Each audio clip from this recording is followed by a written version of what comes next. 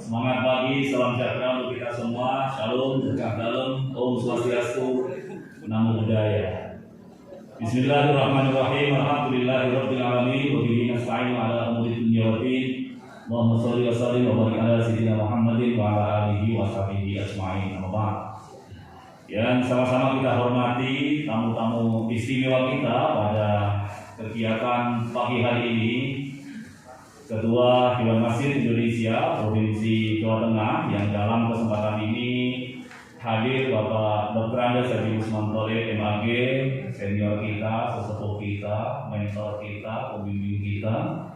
Untuk tamu-tamu yang lain, beliaulah yang merintis kemajuan Kanwil Kementerian Agama Provinsi Jawa Tengah yang sekarang kemudian terus kita lanjutkan dan lahir pemilu-pemilu hebat yang waktu itu Pak Usman itu bangkit karena dipimpin seorang kasih yang luar biasa semangatnya, dan tadi telah kita lihat bersama penampilannya di mimbar ini, yaitu kasih penuhan.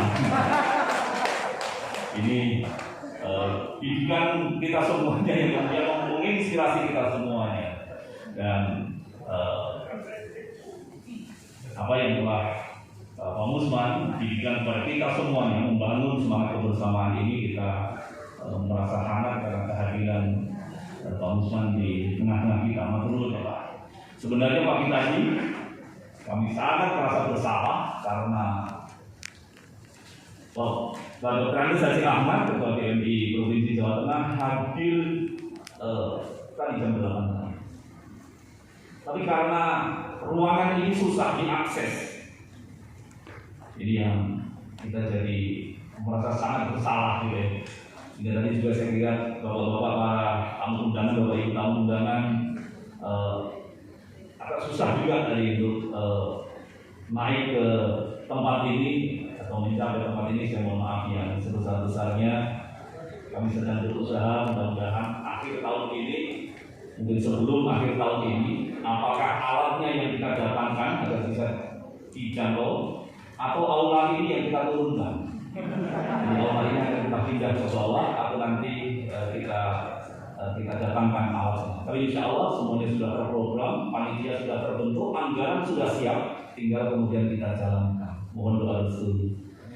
Yang kami hormati Ketua Majelis Ulama Indonesia Provinsi Jawa Tengah hadir di tengah-tengah kita mewakili jajaran MUI Jawa Tengah, Pak Yai Murtaza Ahmad, matur Pak Yai rawuhnya.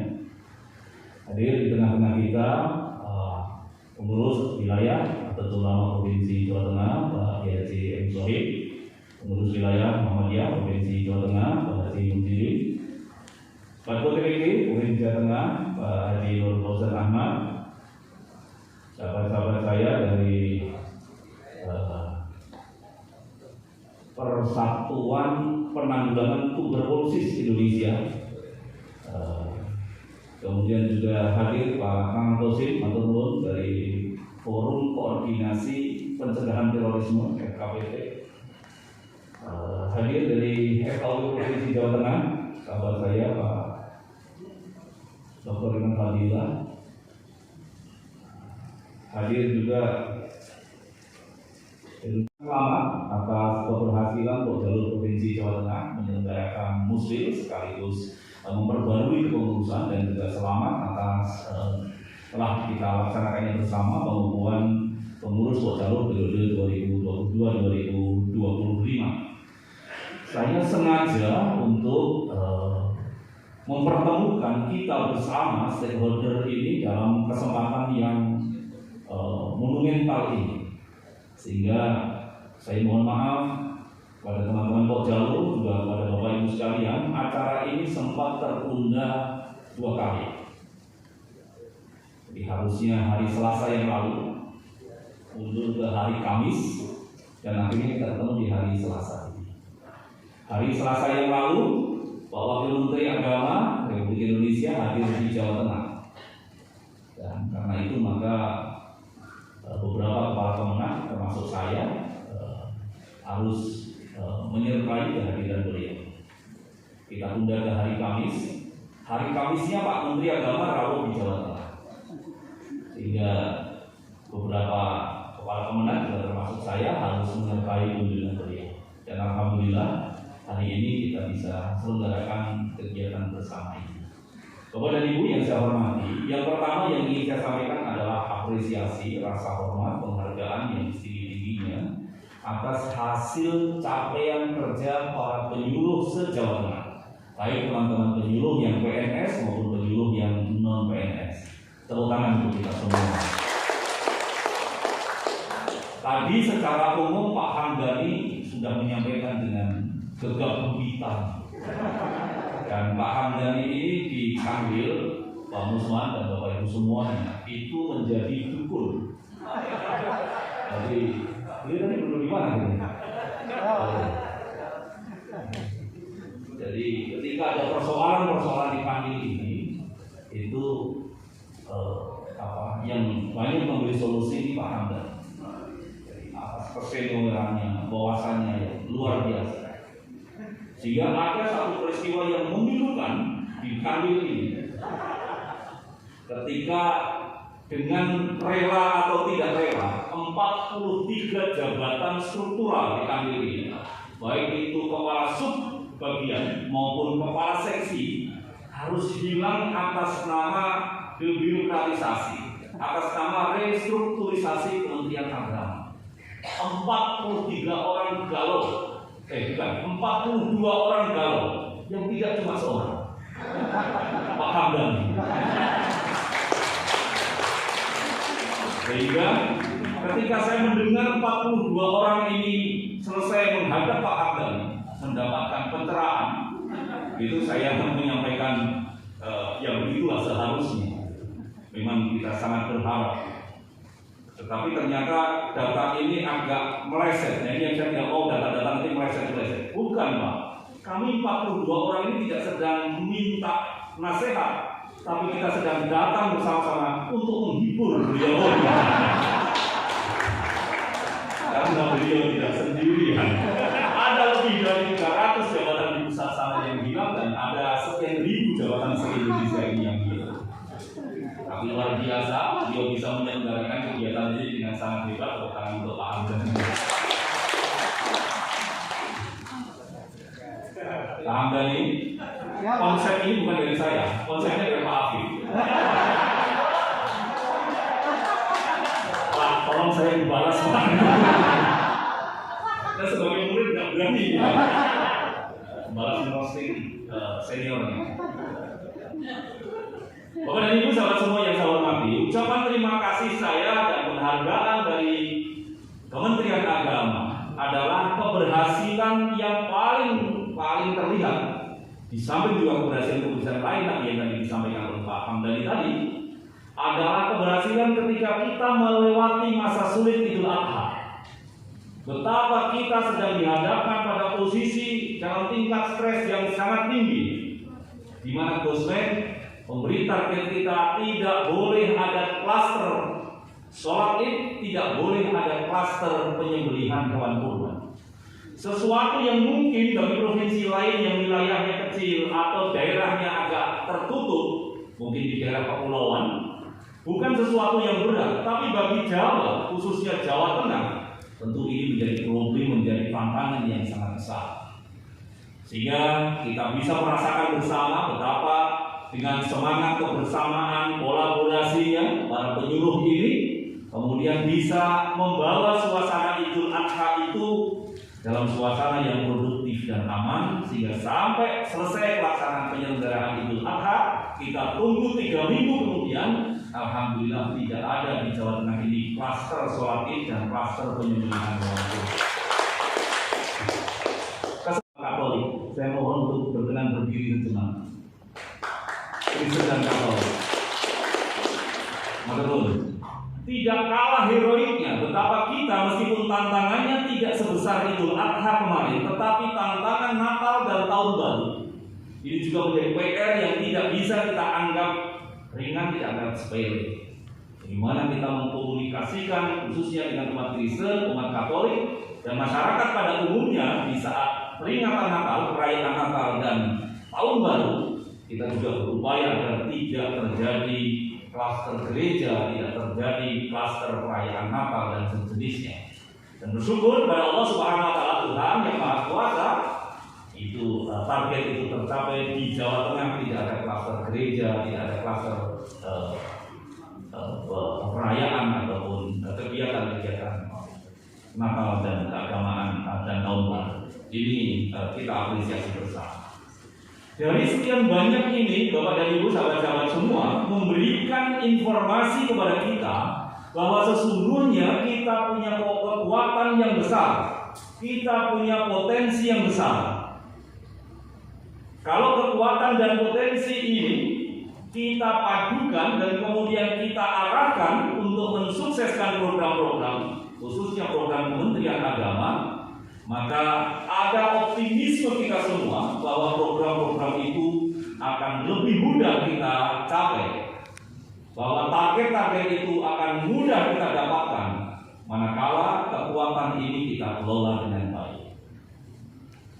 Maka kalau hari-hari ini kita berkolaborasi dengan semua, itu sesungguhnya juga informasi kepada kita bahwa Kementerian Agama dimandang oleh kementerian dan lembaga yang lain, bahkan oleh Presiden, sebagai satu kementerian yang memiliki kekuatan dan memiliki potensi besar untuk mensukseskan program-program, bukan saja program-program Kementerian Agama, tapi juga program-program nasional. Tadi bersama-sama kita punya problem. Di saat pandemi ini belum berakhir, kita sebenarnya sedang menghadapi juga problem-problem rutin yang sebenarnya juga belum selesai. Misalnya tuberkulosis, ini adalah problem yang memang sudah lama ada dan sampai hari ini belum selesai. Tentu problem ini tidak berhenti seketika ketika COVID ini datang. COVID menambah problem dan bisa jadi problem pemberantasan tuberkulosis itu bisa menjadi kurang perhatian. Karena itu kita bergandeng bersama, khususnya di titik-titik kegiatan keagamaan, agar kewaspadaan kita terhadap penularan tuberkulosis bisa kita cermati bersama, dan dalam waktu yang sama mengatasi persoalan-persoalan yang sudah muncul itu menjadi perhatian bersama-sama kita. Yang lain, hari-hari ini kita juga berhadapan dengan kaitan dengan kesehatan, itu adalah tentang demam berdarah. Yang ini juga klasik di Jawa Tengah ini klasik. Ada 2 orang kepala pemenang harus masuk rumah sakit gara-gara nyamuk. Pak Habib sudah sehat belum ya? Hal yang kita hadapi sekarang ini adalah 2 kondisi yang di satu sisi paradoksal, di satu sisi itu membuat kita semuanya menjadi bersemangat, optimis, tapi di sisi lain memaksa kita semua lebih cermat dan waspada. 2 hal itu adalah, yang pertama adalah semangat beragama yang semakin tumbuh di dalam kehidupan masyarakat. Saya kemarin untuk urusan pribadi, saya mau izin Pak Kepala Kemenak Surakarta. Saya kemarin tanpa izin beliau, saya datang ke salah satu madrasah, tapi tidak atas nama Kak Kamil, atas nama mahasiswa yang sedang menyelesaikan tugas dari dosennya. Saya bertemu dengan anak-anak muda di madrasah itu, di pesantren, madrasah yang sekaligus pesantren. Saya tanya, kalian mengenali orang tua kalian dengan baik apa tidak? Iya. Bapak kalian dulu sekolahnya di mana? Di madrasah, di pesantren kah? Dari 12 orang yang ada di depan saya itu, tidak ada satupun, anak-anak ini sekarang usianya kira-kira 17 tahun, 17-18 tahun, antara itu anak-anak aliyah. Tidak ada satupun, bapakmu dulu sekolah di madrasah enggak? Bapakmu dulu di pesantren enggak? Ibuku dulu di pesantren enggak? Artinya dalam 20 tahun ini kita mendapatkan satu fenomena yang luar biasa tentang kesadaran keagamaan. Orang yang dulu tidak terlalu perhatian tentang kehidupan keagamaan, termasuk pendidikan agama, sekarang sedemikian antusias mendorong anak-anaknya masuk ke sekolah-sekolah agama, ke madrasah, ke pesantren. Dan itu artinya salah satu indikasi masyarakat kita sedang bergerak, sedang tumbuh semangat keagamaan. Kalau dulu saya menjadi saksi, bapak saya di kampung keliling datangi orang-orang kaya untuk merayu agar mau berangkat haji. Karena kalau di kampung ada yang 1-2 orang yang berangkat haji itu kebanggaan bagi orang seluruh kampung. Bahkan ketika bapak saya mendapatkan oleh-oleh air zam-zam yang kira-kira itu hanya 1/5 gelas, jadi hanya dibungkus plastik kecil. Saking susahnya membagi anaknya yang 5, oleh bapak saya air zam-zam itu dimasukkan ke sumur. Jika air sesumur itu sudah jadi air zam-zam semua. Kejadian kira-kira 45 tahun yang lalu, 40 tahun yang lalu. Hari ini orang nggak usah lagi dirayu-rayu, orang nggak usah lagi didorong-dorong untuk daftar haji. Bahkan secara guyon saya katakan kalau boleh melarang sekarang nggak usah lagi daftar haji. Antriannya sudah panjang, 31 tahun sekarang ini daftar hari ini di Jawa Tengah, mau di Brebes, mau di Blora, mau di Cilacap, mau di Jepara, di ujung-ujung Jawa Tengah ini antrian sudah terlalu panjang. Saya juga sempat bertanya pada satu komunitas, melihat kondisi jamaah kayak begini, kita ini harus innalillah atau harus alhamdulillah? Ini musibah atau anugerah? Antrian sedemikian panjang. Teman saya Jaka Akamil Sulawesi Selatan mengabarkan di daerahnya ada yang sudah antrian 48 tahun. Artinya semangat keagamaan tinggi, kesejahteraan masyarakat meningkat. Karena untuk daftar haji harus punya serat awal 25 juta. Kalau orang yang nggak soleh, 25 juta ini bisa dibelikan NMAX dan bisa touring tipis-tipis. Tapi ini gunakan untuk daftar haji. Masjid-masjid kita tambah bagus, tambah makmur. Zakat wakaf kita tambah bagus. Setiap hari di Jawa Tengah ini ada orang yang mewakafkan tanahnya di 583 titik sudah. Sekarang ini giat sekali mereka belajar agama, mencari ilmu agama. Di sisi lain, kondisi ini bertemu dengan kemajuan teknologi dan terbukanya informasi. Dulu kebiasaan banyak di antara kita, teman-teman para kepala kemenak ini, itu hanya hafal bunyi ayatnya. Tapi kalau ini ada di surat apa, di ayat berapa, kita agak susah nyarinya. Kalau ketemu dengan seorang hafidh, biasanya juga kita dikasih ancer-ancer. Itu antara kira-kira juz 3 sampai juz 5. Itu pun kan nyarinya susah. Dan sebagainya dan sebagainya. Hari ini orang bisa akrobatik, bisa dengan sangat mudah membolak-balik informasi dan pengetahuan agama dari media yang tersedia, dari keterbukaan informasi yang ada. Sekarang dua itu kita padukan. Semangatnya bangsa terhadap kehidupan keagamaan yang kadang-kadang tidak dibarengi dengan pemahaman dasar keagamaan yang baik, bertemu kemudian dengan keterbukaan informasi dan teknologi yang sangat terjangkau. Maka kalau kemudian muncul fenomena ekstremisme, muncul fenomena orang beragama secara berlebih-lebihan, adalah sesuatu yang niscaya di dalam suasana ini. Kita tidak perlu kaget, tidak perlu panik kalau kemudian ada orang yang sembrono dalam beragama karena dia merasa mengerti, meskipun dia hanya tahu sedikit, merasa mengerti agama, bahkan dia merasa tidak perlu belajar agama kepada guru agama karena dia sudah mendapatkan gurunya dari teknologi itu. Atau di sisi lain, orang yang sedemikian kencengnya memahami satu kebenaran yang dia ikuti, yang dia pegang, dan saking kencengnya kemudian dia memvonis bahwa yang tidak sama dengan dia pasti salah. Praktek keagamaan yang berlebihan ini adalah dampak dari suasana ini. Sebenarnya saya ingin menambahinya dengan sinyalemen, tapi karena ini hanya sinyalemen maka agak susah dipertanggungjawabkan. Tetapi bolehlah saya sampaikan sebagai tambahan bahwa suasana itu ditambahi lagi dengan sinyalemen. Mungkin tahu dari saya. Bahwa memang ada kelompok di luar sana, di luar bangsa kita, yang pengen kita ini nggak rukun, yang pengen kita ini gaduh, agar kalau kita tidak rukun, kita gaduh, kita tidak maju. Kalau kita sibuk bertengkar, kita sibuk berdebat berlebihan, berdebat boleh, tapi berlebihan tentu tidak baik. Maka kemudian mereka akan mengisi ruang-ruang yang seharusnya kita isi itu.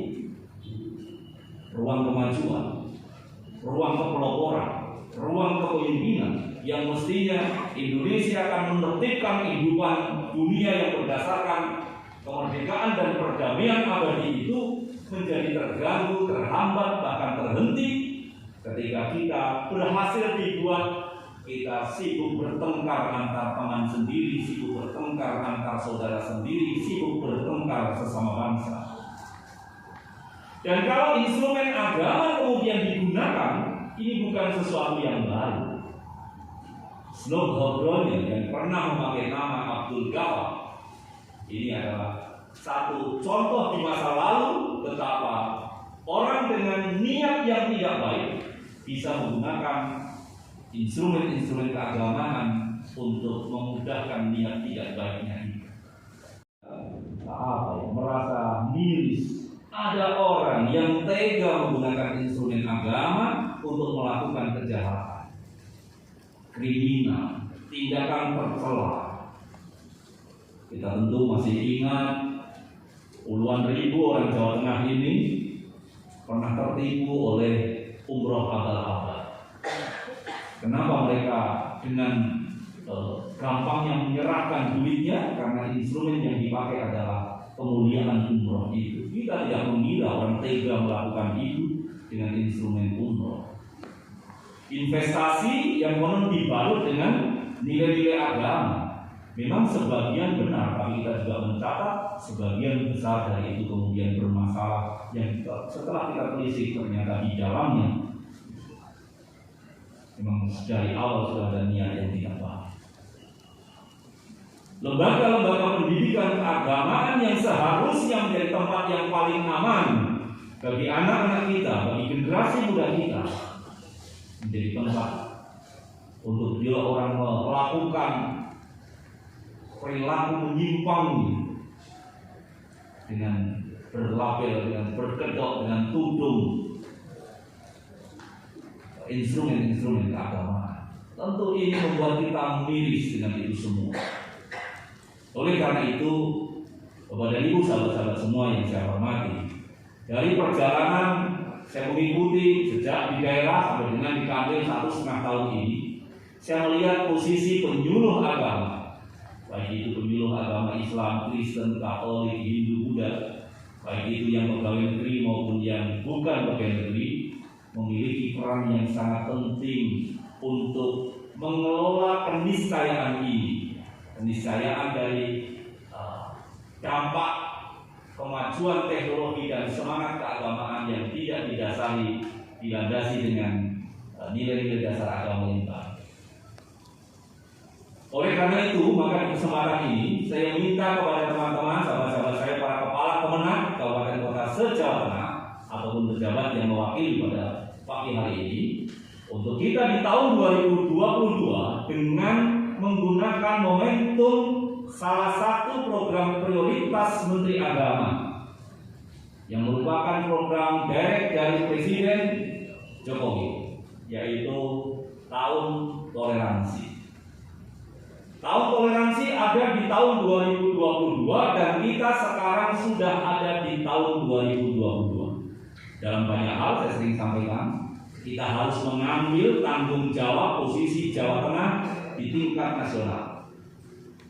Kalau Jawa Tengah beres, maka secara nasional lebih mudah beresnya. Tapi kalau Jawa Tengah bermasalah, pasti secara nasional bermasalah. Karena itu maka saya minta teman-teman para kepala kemenang dan unsur-unsur semuanya yang ada di dalam jangkauan kewenangan para kepala kemenang untuk melihat ini di tahun 2022 ini bukan saja ini program prioritas menteri, tapi juga program ini sudah sampai di waktunya. Segala hal harus kita lakukan agar apa yang sesungguhnya sudah ada itu tentang kerukunan, tentang persatuan, tentang saling menghargai, saling menghormati, yang jauh sudah ada bahkan sebelum Republik ini berdiri, itu tetap terpelihara, tetap terjaga. Sesungguhnya kalau ada orang Eropa, orang Amerika ngajari kita tentang toleransi, ngajari kita tentang hidup rukun, mereka sudah ngajari bebek berenang. Tapi kalau kemudian elemen-elemen itu tadi tidak kita kelola dengan baik, bisa jadi pernyataan mereka bahwa soal toleransi kita masih harus belajar, soal kerukunan kita masih harus meningkatkan lagi, jadi terjadi. Maka sekali lagi saya minta koordinasi yang cermat dengan semua stakeholder kita, baik itu instansi samping maupun para tokoh-tokoh agama di semua lintas agama, bahkan jaring komunikasi juga meskipun tidak bisa formal dengan unsur-unsur di luar entitas agama, misalnya penghayat kepercayaan dan sebagainya, agar suasana toleransi dan kerukunan yang sesungguhnya sudah ada itu tetap terjaga, hidup dan tumbuh di tengah masyarakat Jawa Tengah. Saya berharap para penyuluh digunakan, didaya gunakan semaksimal mungkin, diberi penugasan yang jelas dengan target-target yang jelas. Jangan dibiarkan bergerak sendiri. Pak Masud, saya minta izin agar penyuluh ini kemudian mendapatkan guiding yang baik dari para kepala pemenang kabupaten kotanya masing-masing. Gampangannya nyambut gawe kita ini sudah dituntun oleh DIPA. Kita bekerja berdasar DIPA itu sudah selamat. Kira-kira nilainya sudah B. Tapi kita ingin kancing. Kita ingin lebih baik dari sekedar B. Kita ingin dapat A. Bagaimana kita memberi warna pada DIPA kita itu dengan semangat moderat, akuntabel, jernih, mengayomi. Maka apa yang menjadi modal yang tadi saya maklum tadi agar didaya gunakan, dimanfaatkan dengan cermat sebaik-baiknya, dan kita jadikan penyuluh ini sebagai kekuatan utama di Kementerian Agama Jawa Tengah. Saya ingin bertanya pada teman-teman penyuluh ini, siap nggak kira-kira? Kalau penyuluh, saya minta menjadi kekuatan utama program-program Kementerian Agama. Baik, ini kita tagih bersama dan Anda sudah membuktikan selama ini. Tinggal melanjutkan saja, memperkuat saja. Kalau Angkatan Darat punya Kopassus, kalau Angkatan Udara punya Pasas, kalau Angkatan Laut punya Marinir, kalau polisi punya Brimob, Kementerian Agama punya penyuluh agama. Teman-teman kepala pemenang, saya nyuwun agar mereka terus dibina, bina lagi dan bina terus. Tidak boleh dibinasakan. Izin kepada ibu yang saya hormati, sejak saya ditugasi untuk memimpin Kanwil Jawa Tengah, saya sudah menghilangkan idiom itu. Nggak boleh lagi ada kalimat para pimpinan kalau tidak bisa dibina, dibinasakan. Tidak boleh. Tugas kita bukan untuk membinasakan. Tidak bisa dibina, dibina lagi. Nggak bisa dibina lagi, dibina terus. Sampai kapan? Sampai binasa sendiri. Kan semua akan binasa. Semua akan rusak. Dunia ini fana, puluhan alaiha. Semua pasti akan binasa. Tapi jangan ada entitas, apalagi entitas keagamaan, apalagi karir pegawai ini mati karena kita capek membina, karena kita menyerah, karena kita lelah. Tidak boleh.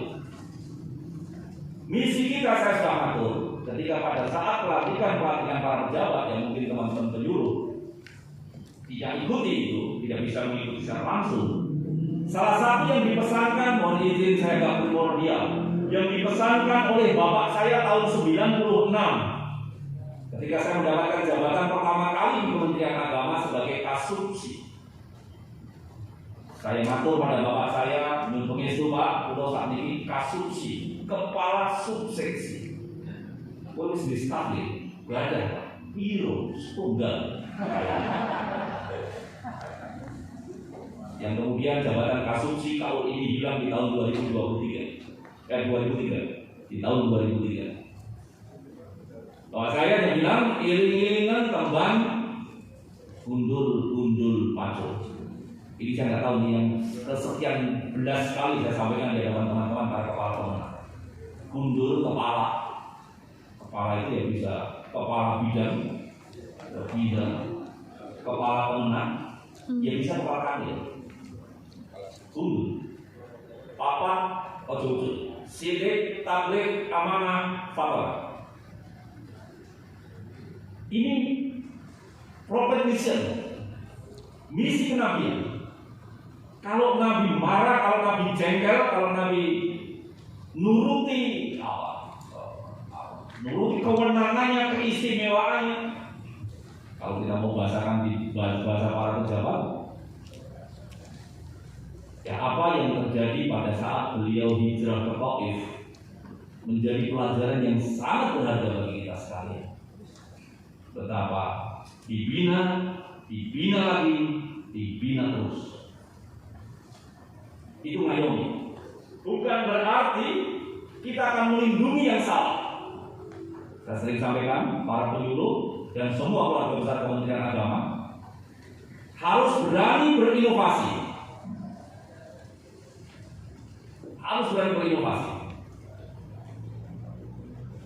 Jangan takut salah. Kalau dan salah, minta maaf saja. Ini pelajaran ini saya dapat dari istri saya. Ini primordial lagi. Ketika pulang dari satu hajatan, saya disetir dan di samping saya itu istri. Itu begitu masuk rumah, istri saya itu bilang, gitu, saya ini kok curiga sama bapak. Saya kaget, curiga apa? Bapak ini pernah dapat wahyu nggak dari Tuhan? Coba pertanyaanmu. Seingat saya, kalau ada manusia yang tidak pernah salah, itu karena dia dilindungi oleh Tuhan. Sehingga nabi-nabi itu tidak pernah salah karena dia maksud. Bapak ini kok nggak pernah salah ya? Tadi saya lihat di jalan, Bapak marah-marah sama orang yang tadi motong jalan kita. Saya jadi ingat, kemarin Bapak marah-marah sama ibu. Kemarin lagi Bapak marah-marah sama anak. Bapak ini di rumah nggak pernah salah, di jalan nggak pernah salah. Jangan-jangan Bapak ini nabi. Saya malu luar biasa mendapatkan kata-kata ini. Kita kadang-kadang egois, merasa benar terus. Jadi maka saya bilang jangan takut salah. Nggak apa-apa salah. Kalau salah minta maaf. Justru kalau kita salah itu berarti kita manusia biasa. Jangan akan dapat syafaat. Kalau nggak pernah salah malah diminta syafaat. Yang tidak boleh itu kriminal, nakal, jahat, curang. Yang tidak boleh.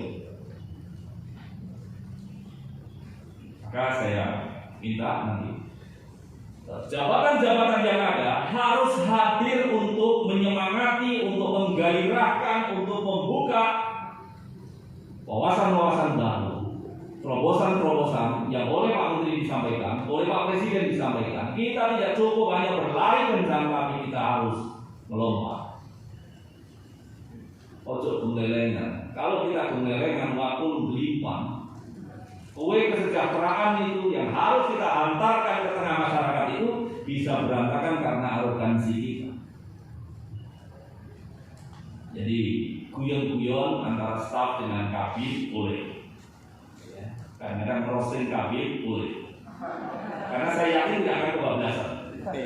Karena ini yang kalau nggak ketemu ustaz ketemunya ustazah, kalau nggak ketemu balik ketemunya mubalik, kalau nggak ketemu orang soleh ketemunya orang soleh. Jadi saya percaya dengan itu boleh karena ada ukuran. Jadi saya minta jarak sekat-sekat antar jabatan itu tidak lagi kemudian dikedepankan. Sama kok kita ini, yang bedakan kita kalau pendidikan itu bedakan bunyinya SK kalau sama semantik. Nah itu aja. doa tugas kewenangan kita. Maka saya nyuwun sekali lagi para kepala kemenang untuk benar-benar memberdayakan para penyuluh, dan saya sudah minta izin dengan semua. Para penyuluh tidak bisa bergerak sendiri karena kita harus bergerak efektif. Kita ini kapal besar, bukan perahu kecil. Jawa Tengah ini selain soal wilayahnya yang luas, lembaganya yang banyak, orangnya juga banyak. Lebih dari 25.000 PNS yang harus kita kelola di kementerian kita ini di Jawa Tengah. Bukan tugas yang mudah. Kita sering kita tambahkan, kita ini bukan perahu boat yang begitu belok dia akan berbelok. Kita ini kapal besar, tanker besar, yang untuk berbelok saja kita butuh waktu saking besarnya kita. Kalau yang besar ini kompak, maka waktu yang kita butuhkan tidak akan terlalu lama. Tapi kalau masing-masing bergerak sendiri-sendiri, dengan asumsinya sendiri-sendiri, dengan pikirannya sendiri-sendiri, maka target-target yang sudah ada itu bisa tidak tercapai. Mungkin pekerjaan selesai, tapi kalau kita tanya pada masyarakat apa manfaatnya, masyarakat nggak bisa jawab. Nyambung dengan kita, bahkan kemarin saya bersama teman-teman kepala kemenang se-Solo Raya datang ke Ngeruki, yang konon katanya Ngeruki diasumsikan sebagai daerah yang agak keras begitu. Tapi begitu kita datang ke sana baik-baik saja. Cuma kemudian kita menjadi agak terganggu, ternyata kasus Lumajang ada kaitannya dengan Ngeruki. Jadi PR, jadi moderasi beragama harus bergaul di semua.